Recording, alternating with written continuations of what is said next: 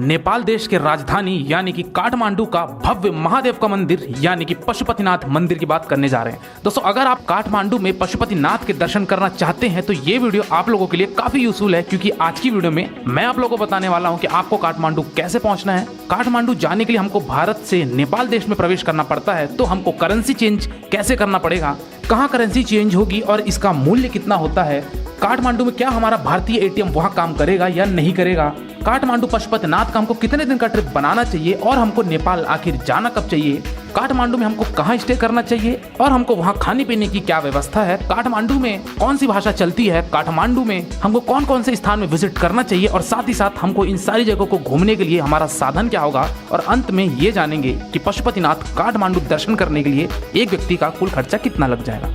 तो दोस्तों, बने रहिए मेरे वीडियो में, एक एक करके सारी बातों को मैं विस्तार पूर्वक आपको वर्णन करूंगा, जिससे आपको काठमांडू पशुपतिनाथ के दर्शन करने के लिए काफी सहूलियत भी मिलेगी और साथ ही साथ आपको मैं एक बजट परफेक्ट आइटनरी आपको बताऊंगा। तो बिना विलंब के दोस्तों प्रारंभ करते हैं। सबसे पहली बात कि आपको काठमांडू कैसे पहुंचना है। दोस्तों, काठमांडू जाने के लिए आपके पास 3 बड़े मेजर ऑप्शन है, लेकिन ज्यादातर जो इंडियन टूरिस्ट है वो 2 मार्ग को पसंद करते हैं। सबसे पहले मार्ग की अगर मैं बात करूं तो वो है आपका गोरखपुर से होते हुए आपको नेपाल जाना। दूसरे मार्ग की अगर मैं बात करूं तो वो है आपका बिहार के रक्सौल से नेपाल प्रवेश करना, और तीसरे अगर मैं मार्ग की बात करूं तो वो है आपका उत्तराखंड के वनवासा से नेपाल प्रवेश करना। एक और मार्ग है दोस्तों जो कि आपका सिक्किम से भी नेपाल जाया जाता है, लेकिन थोड़ा सा उसकी डिस्टेंस ज्यादा पड़ जाती है। तो फिलहाल हम अभी के लिए 3 मार्ग मानते हैं, यानी यूपी, बिहार और लास्ट में जो मैंने बताया उत्तराखंड के वनवासा से। तो दोस्तों, ये 3 मार्ग में जो सबसे उचित मार्ग है वो मेरे ख्याल से है रक्सौल, क्योंकि रक्सौल से अगर आप काठमांडू जाते हैं यानी कि पशुपतिनाथ दर्शन करने जाते हैं तो आपको जो रोड डिस्टेंस है वो बहुत कम पड़ेगा, जिससे आपको बस की सफर या फिर आपको टैक्सी की सफर कम होगी। तो मैं आज की वीडियो में आप लोगों को हालांकि गोरखपुर के रूट का भी बताऊंगा और आपको मैं बिहार वाले रक्सौल वाले रूट को भी, दोनों को मैं साइमल्टेनियसली आपको बताता चलूंगा। उत्तराखंड की जो वनवासा से जो रास्ता गया हुआ है नेपाल के लिए, उससे जो टूरिस्ट है वो बहुत ही कम संख्या में जाते हैं और थोड़ा सा वो सफर दुर्लभ भी है। तो सबसे पहली बात करते हैं दोस्तों कि हमको नेपाल काठमांडू कैसे पहुंचना है और क्या क्या चीजों को हमको जानना जरूरी है। सबसे पहली जो बात कर रहे हैं दोस्तों वो हम बिहार के रक्सौल वाले मार्ग से बात कर रहे हैं काठमांडू जाने के लिए। तो दोस्तों, आपको बड़े बड़े शहरों से रक्सौल के लिए ट्रेन मिल जाएगी। अगर आपको रक्सौल के लिए डायरेक्ट ट्रेन नहीं मिलती है तो आप किसी बड़े शहर से टुकड़े में आप ट्रेन बदलकर आप रक्सौल पहुंच सकते हैं। रक्सौल रेलवे स्टेशन से दोस्तों आपको बाहर आना है, वहां से आपको मिलेंगे ऑटो या फिर आपको मिलेंगे रिक्शा, वहां से आपको जाना है बीरगंज। दोस्तों, बीरगंज नेपाल के अंदर आता है, यानी कि आपको इंडिया बॉर्डर पार करके नेपाल में प्रवेश करना है। लेकिन ध्यान रखिएगा कि अभी आपको जो बॉर्डर पार करना है बीरगंज जाने के लिए, तो उस समय आपको यहाँ पे करेंसी चेंज करने की आवश्यकता है। चलिए लगे हाथ इसकी भी बात कर लेते हैं कि आपके पास जो मुद्रा है यानी कि जो इंडियन करेंसी है, रुपया है, इसको आके हमको नेपाली रुपया में कैसे बदलना पड़ेगा और इसका क्या चार्ज होता है। दोस्तों, रक्सौल बॉर्डर पे ही आपका वहां पे करेंसी चेंज होता है। 1 रुपया जो हमारा भारतीय रुपया है वो आपका 1.64 रुपीज नेपाली रुपीज में होता है, या फिर अगर दूसरे भाषा में ये कहना चाहिए कि अगर आपके पास 100 रुपए है तो 164 रुपए आपका नेपाली रुपया बन जाएगा। तो दोस्तों, आपके पास जितनी भी करेंसी आप नेपाली रुपया करेंसी ले लीजिए, क्योंकि नेपाल में आपके वो सारे जगह आपकी नेपाली करेंसी ही चलेगी, तो आप बॉर्डर पे चेंज कर सकते हैं। इसका कोई अतिरिक्त चार्ज नहीं लिया जाता, और वापस जब आप अपने शहर के लिए आएंगे यानी कि जब रिटर्न होंगे तो फिर से आपका यही बॉर्डर पे आपको इंडियन करेंसी दे दिया जाएगा और नेपाली करेंसी वो रख लेंगे जहां पे भी आप अपना करेंसी चेंज कराएंगे। तो दोस्तों, वहां से आपको जाना है बीरगंज। अब यहाँ पे बीरगंज क्यों जाना है इसकी बात करते हैं। दोस्तों, बीरगंज से ही आपको काठमांडू के लिए डायरेक्ट टैक्सी, कैब या फिर आपको बस मिलेगी। अब यहाँ से बीरगंज से जो नेपाल काठमांडू की जो दूरी है वो आपकी 135 किलोमीटर की दूरी पड़ जाती है, और ये 135 किलोमीटर दूरी तय करने के लिए आपको लगभग 4 से 5 घंटे लग जाते हैं अगर आप बस से जाते हैं। वही अगर आप टैक्सी करते हैं यानी कि अगर आप शेयरिंग टैक्सी करते हैं या फिर अगर आप कोई पर्सनल कार या कैब बुक करके जाना चाहते हैं तो हार्डली आपको 3.5 घंटे में आप काठमांडू पहुंच जाएंगे। अब यहाँ पे हम इसी के साथ साथ फेयर की भी बात कर लेते हैं कि अगर आप बस से जाना चाहते हैं तो जो बस वाला आपका जो चार्ज लेगा वो आपका एक व्यक्ति का 600 रुपए लेगा और आपको काठमांडू ड्रॉप कर देगा। वही अगर आप शेयरिंग टैक्सी में जाते हैं या फिर अगर आप कोई कैब बुक करके जाते हैं तो फिर आपका जो टैक्सी वाला है वो 3500 से 4000 रुपए लेगा पूरे टैक्सी को बुक करने के लिए। तो अगर आप 4-5 मेंबर है या फिर फैमिली है तो आप टैक्सी बुक करके या कोई एक कार लेकर भी आप वहां तक जा सकते हैं।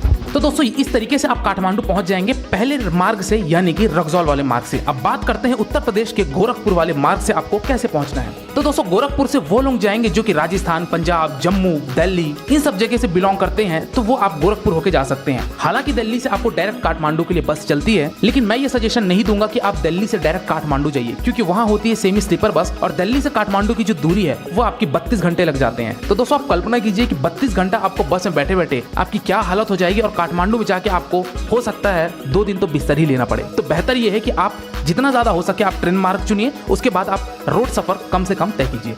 चलिए दोस्तों, बात करते हैं कि आपको उत्तर प्रदेश के गोरखपुर वाले मार्ग से कैसे पहुंचना है। दोस्तों सबसे पहले आपको अपने शहर से आना है गोरखपुर, या फिर अगर आपके शहर से डायरेक्ट आपके लिए नौतनवा के लिए ट्रेन है तो फिर वेल एंड गुड, क्योंकि नौतनवा से ही हमको अपनी रोड जर्नी शुरू करनी है। तो दोस्तों आप नौतनवा तक आ जाइए, और अगर नौतनवा तक नहीं है तो गोरखपुर आ जाइए। गोरखपुर से आपको बहुत सारी ट्रेनें मिल जाएंगी नौतनवा के लिए। दोस्तों आपको नौतनवा रेलवे स्टेशन से बाहर आना है, वहां से ऑटो टैक्सी पकड़ना है और आपको इंडिया नेपाल बॉर्डर जाना है, जिसका नाम है सोनौली। दोस्तों आप ऑटो वाला आपका 80 रुपए लेगा एक ऑटो का बुक करने का, और आपको सोनौली बॉर्डर पर ड्रॉप कर देगा। अब इसी सोनौली बॉर्डर पर आपको यहाँ पे करेंसी चेंज होगा, जो कि मैंने आपको बताया क्या प्रोसीजर है। तो आप सोनौली बॉर्डर में आप अपनी करेंसी चेंज कराइए, और सोनौली बॉर्डर पार करते ही आपका एक जगह पड़ेगा जिसको कहा जाता है भैरहवा, जिसको आज के डेट पे सिद्धार्थ नगर के नाम से भी जाना जाता है। तो दोस्तों सिद्धार्थ नगर या फिर भैरहवा से आपको मिलेगी बस डायरेक्ट काठमांडू के लिए। अब ये जो भैरहवा है दोस्तों, ये नेपाल देश में पड़ता है। तो यहाँ से आप अपनी बस लीजिए और यहाँ से आप अपनी यात्रा शुरू करिए आप काठमांडू पशुपतिनाथ के लिए। अब यहाँ पे बात करते हैं कि टोटल डिस्टेंस कितनी है। जो भैरहवा से लेके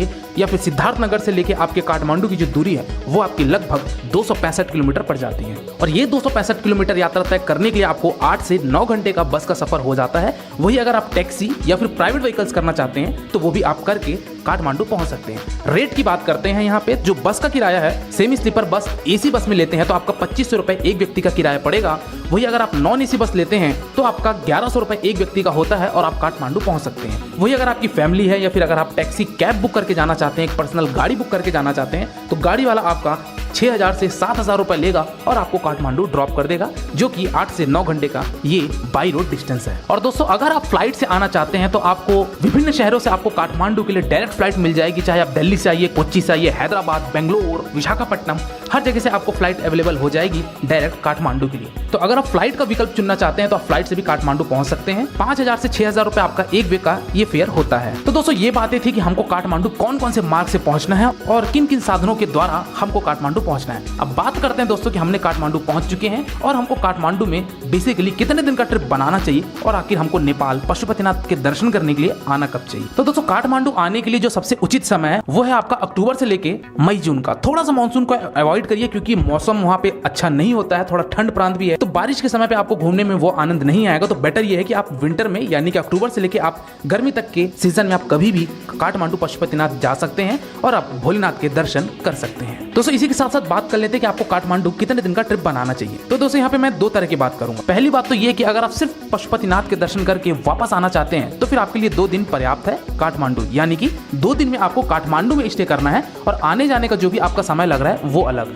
वही अगर आप काठमांडू के साथ साथ पोखरा भी घूमना चाहते हैं, नागरकोट भी घूमना चाहते हैं, यानी कि सारे दर्शनीय स्थल को देखना चाहते हैं, तो फिर आपको लगभग 5 दिन का ट्रिप डेफिनेटली बनाना पड़ेगा काठमांडू में। तो आप देख लीजिए कि आपकी क्या रिक्वायरमेंट है, आप पूरा काठमांडू घूमना चाहते हैं या फिर सिर्फ आप पशुपतिनाथ के दर्शन करना चाहते हैं। चलिए दोस्तों बात करते हैं कि हम काठमांडू पहुंच चुके हैं और अब हमको स्टे कहां करना है और इसके साथ ही साथ हमारा यहाँ पे होटल के खर्च क्या होंगे। दोस्तों पशुपतिनाथ मंदिर यानी कि जो काठमांडू में स्थित है, तो पशुपतिनाथ मंदिर के आसपास वहाँ पे एक बाजार है जिसका नाम है थैमिल बाजार। दोस्तों थैमिल बाजार के आसपास आपको बहुत सारे धर्मशालाएं देखने को मिलेंगे और साथ ही साथ आपको प्राइवेट होटल्स भी देखने को मिलेंगे। धर्मशाला की अगर मैं बात करूं जो कि आप फैमिली के साथ भी रुक सकते हैं, वो आपका 300, 400 इस तरीके से कॉस्ट में आपको बहुत सारे धर्मशाला देखने को मिल जाएंगे। वही अगर आप प्राइवेट होटल्स में रुकना चाहते हैं तो आपका 600, 700, 800 और 1000 रुपए तक के होटल्स देखने को मिल जाएंगे। चलिए दोस्तों इसी के साथ साथ बात कर लेते हैं कि हमको वहाँ पे भोजन करने की क्या व्यवस्था है, क्या वहाँ पे हमको किसी तरीके की कोई समस्या होगी। तो दोस्तों आपको शाकाहारी भोजन और मांसाहारी भोजन दोनों ही वहाँ पे आसानी से उपलब्ध हो जाएंगे। तो आप जो भी व्यंजन ग्रहण करना चाहते हैं वहाँ आपको आसानी से उपलब्ध हो जाएगा। लेकिन अगर आप महादेव के दर्शन करने जा रहे हैं तो मैं यही कहूंगा कि भले आप मांसाहारी खाते हो लेकिन शाकाहारी भोजन का सेवन करिए और हर हर महादेव कहते हुए आप पशुपतिनाथ जी के दर्शन करिए। चलिए दोस्तों अब हम प्रस्थान करते हैं अपने महादेव के दर्शन करने के लिए यानी कि पशुपतिनाथ जी के दर्शन करने के लिए। दोस्तों एक चीज यहाँ पे ये बताना चाहूंगा कि नेपाल में किसी भी तरीके की कोई भाषा संबंधित समस्याएं नहीं होंगी क्योंकि नेपाल में भी हिंदी बोली जाती है, इसीलिए आपको किसी भी तरीके की कोई समस्या नहीं होगी। और अगर आप इंग्लिश स्पीक करना चाहते हैं तो वहाँ के लोग भली भांति इंग्लिश भी समझ जाते हैं। दोस्तों साथ ही साथ अगर आप मान लीजिए कैश पकड़ के नहीं जा रहे हैं और वहाँ के एटीएम प्रयोग करना चाहते हैं तो एटीएम भी आप प्रयोग कर सकते हैं। जो भी आपका एटीएम कार्ड, डेबिट कार्ड रहेगा वहाँ से आराम से आप पैसा विड्रॉ कर सकते हैं। लेकिन एक चीज का ध्यान रखिएगा, पर ट्रांजैक्शन आपको 175 रुपीज चार्ज कटेगा, चाहे आप जितने बार भी पैसा निकालें। तो दोस्तों पशुपतिनाथ मंदिर में प्रवेश करते साथ ही आपको एक चीज का ध्यान रखना है कि आपको मोबाइल, कैमरा, बैग ये सारी चीजें अलाउ नहीं है। तो आप बाहर ही वहाँ पे काउंटर बने हैं या फिर वहाँ पे जो भी शॉप्स हैं वहाँ आप मोबाइल कैमरे रख दीजिए और आप मंदिर प्रांगण में प्रवेश करिए। हर हर महादेव का नाम लेते हुए पशुपतिनाथ जी के दर्शन कीजिए, अपनी मनोकामनाएं मांगिए और मंदिर परिसर से बाहर आइए। और भी वहाँ पे अनेक छोटे छोटे शिव जी के मंदिर हैं, वहाँ भी दर्शन कीजिए। हर एक मंदिर में आप घूमिए, वहाँ के मंदिर प्रांगण में कुछ समय व्यतीत कीजिए और पूरे पशुपतिनाथ मंदिर को घूमते हुए आपको एक अलग ही अनुभव प्रदान होगा। तो इन सारी चीजों का आप अनुभव जरूर लीजिएगा। चलिए दोस्तों बात करते हैं कि हमको पशुपतिनाथ दर्शन करने के बाद अगर आप और भी चीजें घूमना चाहते हैं तो लोकल साइट सीइंग में आपको क्या क्या चीजें घूमनी पड़ेगी उसकी बात कर लेते हैं। दोस्तों पशुपतिनाथ मंदिर से ही आपको जहां बाजार था, यानी कि जो मैंने थैमिल बाजार बताया था, थैमिल बाजार के आसपास आपको बहुत सारे शेयरिंग टैक्सी वाले मिलेंगे। तो या तो आप वहां से टैक्सी करके लोकल साइट सीइंग घूम सकते हैं। उनका जो चार्ज होता है वो 1800 रुपए 2000 रुपए चार्ज होता है और वो पूरे दिन आपको घुमाकर वापस आपको उसी पशुपतिनाथ मंदिर या फिर आप जहां भी धर्मशाला लिए वहां पर आपको लाकर ड्रॉप कर देगा। तो अब बात करते हैं कि आपको कौन कौन से जगह पर विजिट करना है और क्या क्या जगह के नाम हैं। सबसे पहले है दोस्तों वहां पे आपका स्वयंभूनाथ मंदिर है। दोस्तों यहाँ भी एक महादेव का मंदिर है, तो यहाँ भी आप जाके दर्शन कीजिए। दूसरा आपका है दरबार स्क्वायर, वहां भी आप जाके कुछ समय व्यतीत कीजिए, यहाँ भी घूमिए।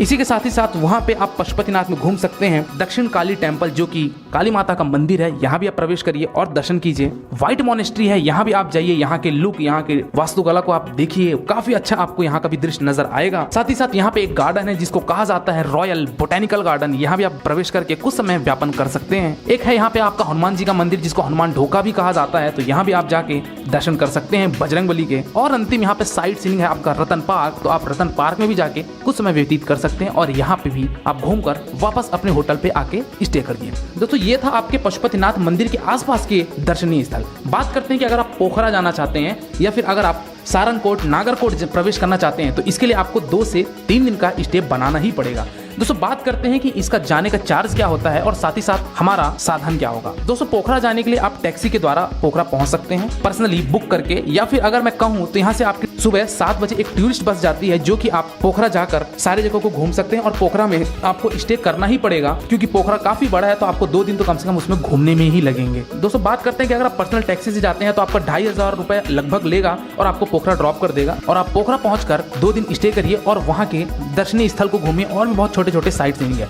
बात करते हैं कि वहाँ पे हमको क्या क्या चीजें घूमनी है, उसका भी आपको मैं नाम यहाँ पे बता देता हूँ। दोस्तों पोखरा में आपको सबसे पहले देखना है डेविस फॉल। दोस्तों वहाँ पे वाटरफॉल है तो जिसका नाम डेविस वाटरफॉल है, तो यहाँ पे आप जाइए, कुछ समय व्यतीत कीजिए, यहाँ का दृश्य उठाइए, सेल्फी लीजिए, फोटोग्राफी कीजिए और प्रस्थान कीजिए अपने अगले स्थान की तरफ जो कि है गुप्तेश्वर महादेव का मंदिर। दोस्तों यहाँ पे शिव जी का मंदिर है, तो यहाँ पे भी आप दर्शन कीजिए। और आपका यहाँ पे एक अगला स्थान है वर्ल्ड पीस पगोड़ा। तो दोस्तों वर्ल्ड पीस पगोड़ा में भी आप जाइए, कुछ समय यहाँ भी स्पेंड करके आप प्रस्थान कीजिए अपने अगले स्थान पे जो कि है आपका फेवा लेक। दोस्तों फेवा लेक यहाँ पे एक बहुत बड़ा झील है जो कि आपको यहाँ पे एक अलग ही अनुभव प्रदान होगा, एक अलग ही अद्भुत नजारा देखने को मिलेगा। तो फेवा लेक में भी आप कुछ समय व्यापन करके सारंगकोट की तरफ प्रस्थान कीजिए। दोस्तों सारंगकोट में भी आपको एक से एक चीजें देखने को मिलेगी, नेपाल के वादियों, नेपाल की हरियाली और वहाँ का कल्चर कैसा है, इन सारी चीज के बारे में भी आपको जानने को मिलेगा, देखने को मिलेगा। और साथ ही अगला स्थान है आपका भीमसेन टेम्पल, तो आप यहाँ भी जा सकते हैं। और अगर आप चाहते हैं बोटिंग करना तो आप पोखरा में बोटिंग भी कर सकते हैं, बोटिंग के भी आपको ऑप्शन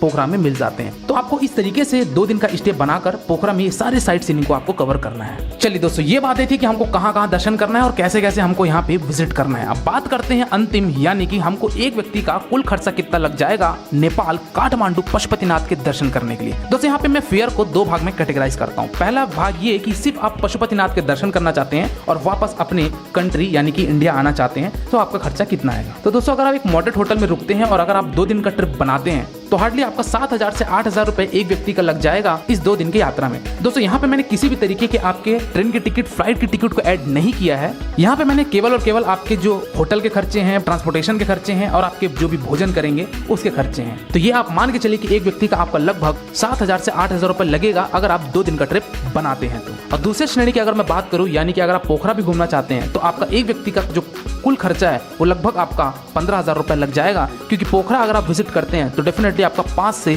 6 दिन का ये आइटनरी तैयार होता है। तो इसलिए आपका यहाँ पे जो खर्चा है एक व्यक्ति का वो लगभग 15000 रुपए के आसपास पड़ जाएगा और आप पूरे नेपाल को आराम से एक्सप्लोर कर लेंगे। दोस्तों ये अमाउंट मैं मैक्सिमम ही बता रहा हूँ, इसके अंदर ही आपका बजट हो जाएगा, लेकिन एक मैक्सिमम कॉस्ट की बात करूँ, एक एस्टिमेट कॉस्ट की बात करूँ, दैट इज अवर 15,000 पर हेड आपका पड़ जाएगा। तो दोस्तों ये था आपका नेपाल के पशुपतिनाथ का दर्शन करने का एक परफेक्ट प्लानिंग।